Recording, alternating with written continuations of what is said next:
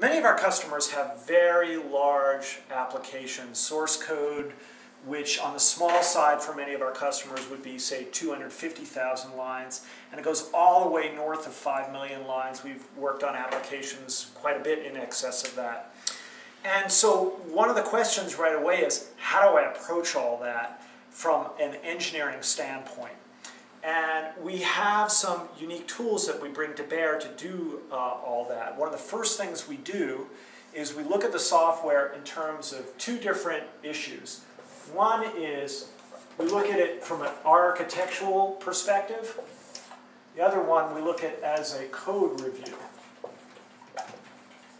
Now you can think of this as an architectural perspective says, where do we need to go? What do we need to do to the current architecture of the software to support multiple languages, multiple locales? So think of it also as what's not in the software that needs to be put in the software. The second part is code review. That's what's the software doing right now? How does it manage characters? What strings are embedded in the code? How is the database configured? And how are the limiters in your application going to affect what you're trying to do? So code review is what's in the code already. And we have a pretty unique way of looking at the code review. We use a software tool or system that we developed here called Globalizer. We do license it. But what it does is it pores through source code over a variety of programming languages. Let's say we have C# and we have ASPX on the front end, or maybe it's Java, I gotta spell, and JSP.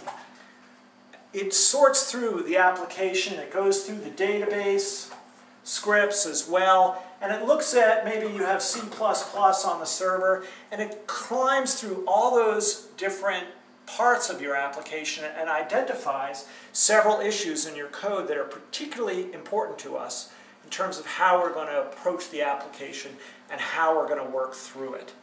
So you can learn more and you can try this software package. It's called Globalizer. It's spelled kind of funny. It's like global and analyze. But if you go to globalizer.com or lingoprt.com, you'll see lots of references to it in our product page.